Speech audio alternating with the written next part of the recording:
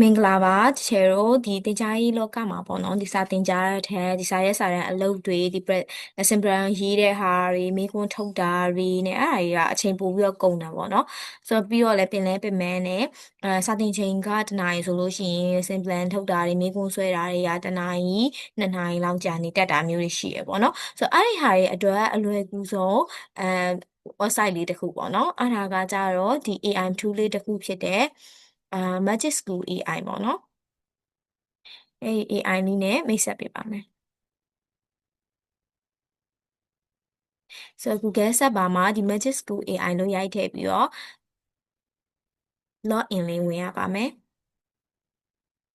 အဲ့ဆိုတော့ဒီမှာ log in ကိုဒီအပေါ်ဆုံးရဲ့ဒီထိပ်တောက်လေးမှာတွေ့ပါမယ်ဆိုတော့ကို့မှာဒီ Google account တစ်ခုရှိရဆိုလို့ရှိရင်အဲ့ဒီဟာနဲ့တခါတန်းချိန်လိုက်ပေါ့နော်အဲ့ဆိုလို့ရှိရင်တခါတည်းဒီ Magic School AI ကတခါတည်းသုံးလို့ရသွားပါမယ်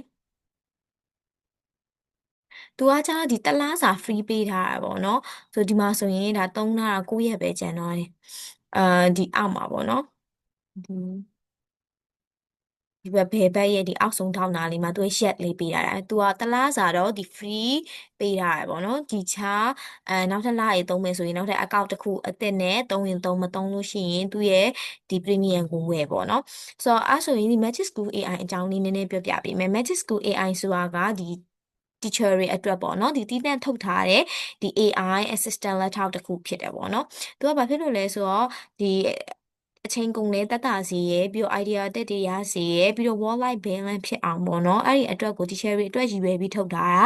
သူရဲ့ဒီအခြေခံ feature အားလုံးကိုဒီ free သုံးနိုင်အောင်သူလုပ်ထားပေးရပေါ့နော်ပထမဆုံးဒီ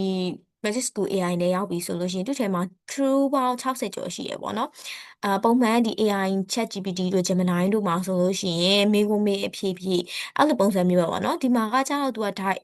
title တွေအများကြီးရှိရဒီမှာ lesson plan ဆွဲရဆိုတည်တံ့ lesson plan ဆွဲတာတွေနောက်တစ်ခုဆိုရင် presentation အတွက်ဆိုရင်ဒီ presentation အတွက်ကိုတည်တံ့ဆွဲပေးတာတွေစသဖြင့်ဒီ YouTube video question ဆိုရင်ကိုက YouTube video တစ်ခုပေးလိုက်တာနဲ့အဲ့ဒီ video တဲကို listening လုပ်ပြီးရင်သူကနေပြီးတော့ဒီ question လေးတွေကိုထုတ်ပေးတာမျိုးစသဖြင့်ဒီ AI tool တွေအများကြီးရှိရပေါ့နော်သူအောက်မှာဒီ prompt assistant prompt ပေးတဲ့ဟာရဲ့အတွက် assistant ပုံစံမျိုးသူကပေးတာတွေဒီမှာဆိုရင် science lab တို့ရှိရယ်ဒါဆိုရင် SEL lesson plan တွေရှိရယ်